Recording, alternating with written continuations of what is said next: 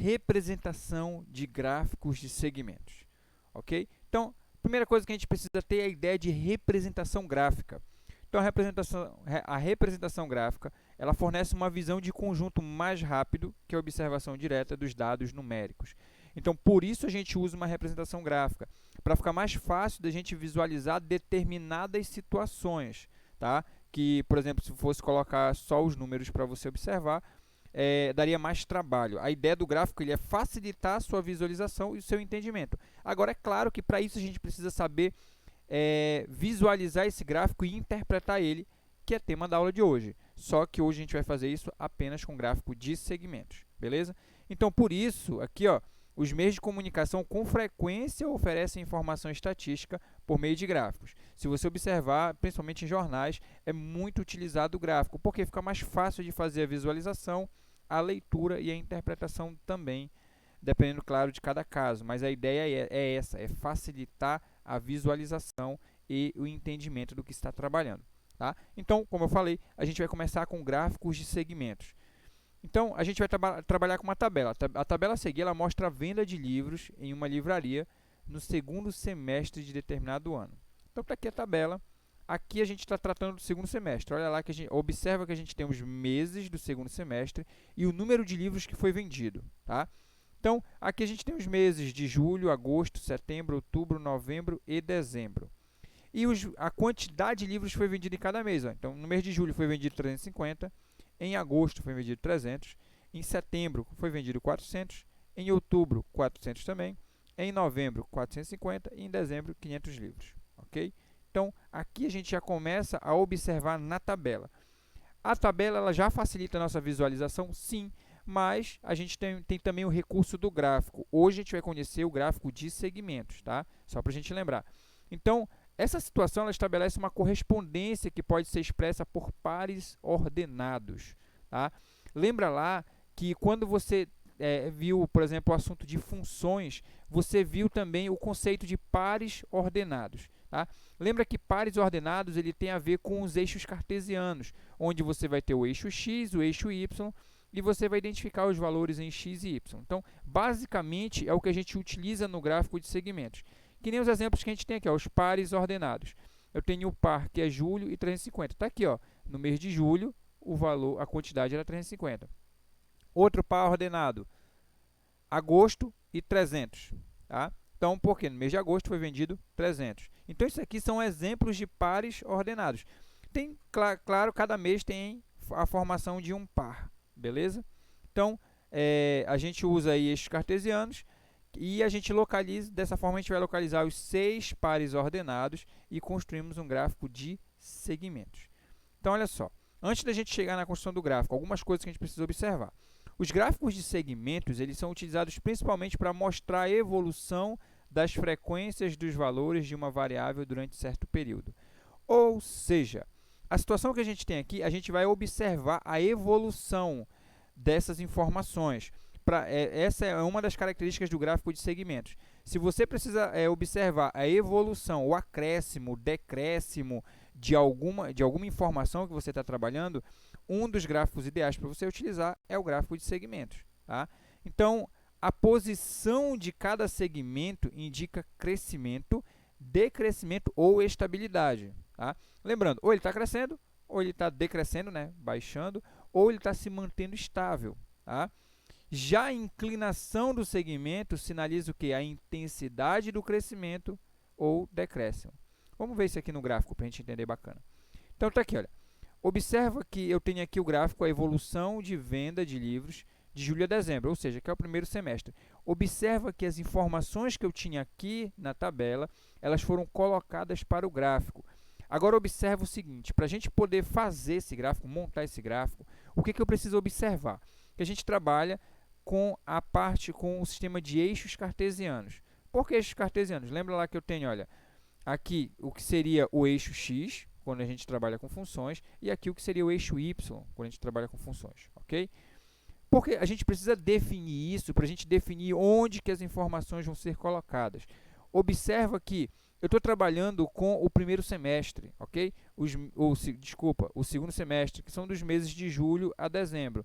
Então, eu peguei aqui, olha, o que seria o eixo x, para a gente trabalhar aqui colocando os meses, claro, na sequência, tá? Para a gente ter o quê? Quando a gente for observar aqui da esquerda para a direita, a gente vai ter a sequência do tempo no qual isso for ocorrendo. Então, aqui a gente tem os meses, ó, de julho, agosto, setembro, outubro, novembro e dezembro, ok? Esses daqui são os meses. E aqui, o eixo Y, a gente colocou os valores. Claro, observa que eu não coloquei exatamente os valores que a gente tem aqui. Obedeci uma sequência. Para quê? Para facilitar. Observa que eu coloquei os valores de 100 em 100. Tá? Alguém poderia perguntar, professor, eu poderia colocar de 50 em 50? Poderia. Se alguém perguntasse, posso colocar de 1 por 1?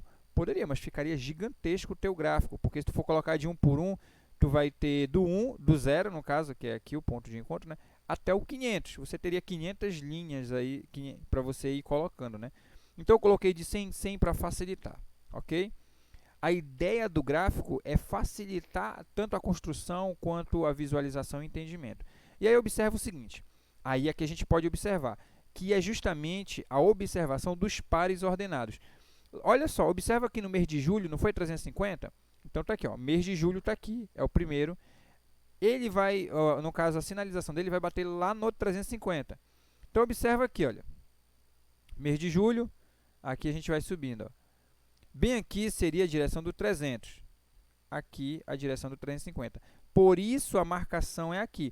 Esse ponto ele indica mês de julho, quantidade 350. Tá? Lembrando que aqui, olha, no eixo Y eu tenho aqui o número de livros vendidos. Beleza? Então, mês de julho, 350. Se alguém perguntar, professor, eu posso fazer a ligação aqui assim, fazer tipo aquele sistema de grade, né? Fazendo pontilhadinho aqui, depois aqui, pode, ok, você também está montando o gráfico de segmentos. Tá? É uma das formas de montar o gráfico de segmentos. Aqui ele está um gráfico mais limpo, eu não estou utilizando a grade. Tá? Eu já estou colocando certinho o ponto no lugar que identifica. Olha lá, que eu tenho aqui, por exemplo, o mês de agosto. O mês de agosto, observa que na tabela agosto é 300. Então, no mês de agosto aqui, o pontinho tem que ficar na direção do mês de agosto e na direção do 300, ok? Então, agosto, 300. Então, mais um par ordenado. E aí, vamos ver o mês de setembro. Setembro eram 400 livros. Então, está aqui o mês de setembro. A gente vai marcar o ponto lá na direção do 400. Ó. Então, aqui é o mês de setembro, ok? A direção do 400 é essa aqui, ó. Por isso, o ponto ficou bem aqui. Observa que outubro também é 400. Então, no mês de outubro, o ponto vai ficar aqui na mesma direção do de setembro, porque eles têm o mesmo valor, que é na direção do 400. Mês de novembro.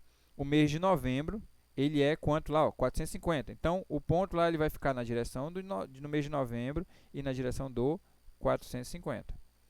E no mês de dezembro, a gente teve, ó, 500. Então, no mês de dezembro, aqui o pontinho na direção do mês de dezembro, na direção do 500. Tá? Se você fizer o pontilhado aqui, do dezembro até o pontinho, do 500 até o pontinho, você vai ter o mesmo gráfico de segmentos. Tá? Aqui você vai utilizar a técnica que vai facilitar para ti. Nesse caso, eu não estou utilizando a grade, por quê? Para facilitar a visualização. Tá? Porque aí a grade, se eu for colocar aqueles pontilhados, que é a grade em si, eu vou ter aqui mais informações no gráfico. E a ideia é eu trazer as informações apenas que são essenciais para a gente trabalhar. Beleza? As mais essenciais. Então, observa o seguinte. Algumas coisas que a gente já observou quando a gente estava fazendo a leitura aqui. A gente acabou de identificar os pares ordenados. O que vai observar para a gente que o gráfico é um gráfico de segmentos é eu também fazer a ligação desses pontos aqui. Lembra que eu estava falando agora há pouco que a gente colocou o ponto que representava julho, agosto, setembro, outubro, novembro e dezembro? No gráfico de segmentos, o que era que a gente precisava fazer depois disso? A ligação desses pontos. Ó. Que aí, quando você vai fazendo a ligação desses pontos, você está identificando os segmentos. Os segmentos que vão identificar para a gente se aqui os valores aumentaram, diminuíram ou se mantiveram estáveis. Tá? E aí, olha só, observa que a inclinação desse segmento aqui, ele é uma inclinação que está indo para... Claro que eu estou observando da esquerda para a direita aqui. Por quê? Porque eu organizei o tempo da esquerda para a direita também. A gente precisa organizar dessa forma. Então, aqui, olha, observando de julho para agosto, a gente teve uma diminuição. ou seja, houve um decréscimo. Tá? De agosto para setembro, houve um acréscimo, ou seja, aumentou. De setembro para outubro, se manteve estável, porque manteve o mesmo valor. De outubro para novembro, teve um acréscimo, e de novembro para dezembro, um acréscimo também. Ok? Então, aqui a gente já consegue observar a evolução dessas informações que a gente tem. Por isso que o gráfico é o gráfico da evolução da venda de livros, porque através do gráfico de segmentos eu consigo observar essa evolução com mais facilidade. Tá? Se eu nem olhasse aqui para os números, se eu não fosse nem olhar para os números aqui, ou observasse somente o gráfico, eu já conseguiria observar aqui pelos segmentos que houve uma evolução de um mês para o outro, se manteve estável nesse período e o restante evolução de novo. Aqui eu tive o que? Um decréscimo. Então, são várias observações. A nossa ideia aqui é conseguir observar as informações que o gráfico trouxe para a gente. Ok? E aí a gente vai aproveitar e fazer mais algumas observações a respeito disso. Observa repetir o mesmo gráfico que a gente tinha lá. E aí, pelo gráfico acima, a gente pode observar aqui. De julho para agosto, as vendas caíram. E aí, você pode ter alguma questão que peça para você identificar se caíram ou não. Um exemplo, né? Mas vamos observar lá, de julho para agosto. Julho para agosto, ó. Como a inclinação está para baixo aqui, a gente teve o quê? Uma diminuição, ou seja, as vendas caíram, ok? Vamos fazer outra observação. De setembro para outubro, as vendas permaneceram estáveis. Está aqui. Ah, professor, a gente nem olhou de agosto para setembro. Não, a gente não está preocupado em olhar todos os detalhes igual a gente fez agora há pouco. A gente vai fazer a observação do que foi entregue aqui para a gente, tá? De exemplos mais específicos. Então, aqui, de setembro para outubro, as vendas permaneceram estáveis. Olha só, a gente já observa aqui setembro, outubro. Está estável, por quê? Porque o valor é o mesmo, é aquele valor de 400, ok? Se mantiveram estáveis. O crescimento de agosto para setembro foi maior do que o de outubro para novembro. Bora ver aqui. De agosto para setembro. Olha só a observação que a gente vai fazer. De agosto para setembro. Em agosto estava no 300, foi até o 400. A gente observa de quanto foi a variação. Quanto que aumentou? Aumentou 100. Beleza? De agosto para setembro. Bora ver de outubro para novembro. Outubro estava no 400. Em novembro foi para 450. De outubro para novembro, aumentou 50. Ou seja, isso aqui a gente vai identificar que realmente, de agosto para setembro, teve um aumento maior do que de outubro para novembro. Porque de agosto para setembro aumentou 100, de outubro para novembro aumentou 50. Ok? Então, são observações que dá para a gente fazer no gráfico. O mês com maior número de vendas desse período foi dezembro. Quer ver se a gente observar aqui, não teve nenhum mês que vendeu mais do que dezembro. Você olhando para o gráfico, você procura o ponto mais alto dele, você já identifica qual é o maior número de vendas. O ponto mais alto está aqui. Aí você só observa qual foi o mês? Mês de dezembro. Ok? E no mês de outubro foram vendidos 400 livros. Então, a gente consegue observar a quantidade de cada um. Claro que não foi só outubro, teve setembro também, que foi 400 livros. Mas a gente está observando somente o mês de outubro agora. E o mês de outubro teve 400 livros vendidos. Ok? Então, aqui a gente consegue fazer a observação das informações que a gente tem em um gráfico de segmentos. Olha só, vamos ver aqui outros exemplos. A gente tem aqui o gráfico do crescimento da população brasileira de 1940 até 2010. Antes de observar qualquer coisa, se eu for olhar somente os segmentos, eu já consigo perceber que ao longo dos anos a população só veio aumentando. Em momento algum ela diminuiu. Então, vamos observar a primeira construção do gráfico. Aqui é o ponto zero, ok? A contagem começou de 1940, é de 1940 até 2010. Tá? Então, observa que aqui foi organizado de 10 em 10 anos, que é o período que é feito o censo do IBGE. Então, 1940, 1950, 60, 70, 80, 90, 2000, 2010. Tá? Então, aqui são os anos. A gente tem aqui, no caso, a população, ela foi colocada em milhões de habitantes. Então, aqui 20 não quer dizer que tem 20 habitantes, são 20 milhões de habitantes, 40 milhões de habitantes, 60 milhões e assim sucessivamente. Ok? Essa aqui é a parte da população. E aí a gente observa que aqui, para 1940, foi um valor de próximo de 40 milhões, aí em 1950 já veio aumentando entre 40 e 60 aqui, né? Ah, professor, não está mostrando exatamente o ponto. Nem todo gráfico vai dar para a gente exatamente o valor. Às vezes, você vai ter uma situação igual a essa daqui, olha. Eu sei que em 1950, observando pelo gráfico, claro, é um valor entre 40 e 60 milhões de habitantes. Eu não sei exatamente. Para eu saber exatamente, eu teria que ir para os dados, os números que me informam isso. Ou eu precisaria montar precisaria ter sido montada um gráfico que fosse mais específico. Mas como eu estou falando para vocês, não quer dizer que vai ser mostrado em todos os gráficos o valor exatamente. Esse aqui é um caso que não está sendo mostrado o valor exatamente. Olha. Em 1960, eu só sei que é um valor entre 60 e 80 milhões. Eu não sei exatamente quanto é, a não ser que eu vá para as informações lá da pesquisa, os valores numéricos, para eu conseguir identificar exatamente o valor. Tá? Mas eu sei que é um valor entre 60 e 80.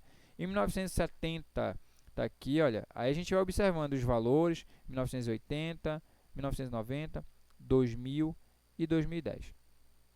Observa que algumas observações dá para a gente fazer aqui, que quando a gente faz a ligação dos pontos, que a gente identifica os segmentos, a gente começa a observar que pela inclinação do segmento só houve o quê? Crescimento ao longo dos anos. Tá? Então, é algo que a gente consegue observar. Não teve um momento de estabilidade, que se manteve a mesma população, tá? de uma pesquisa para outra.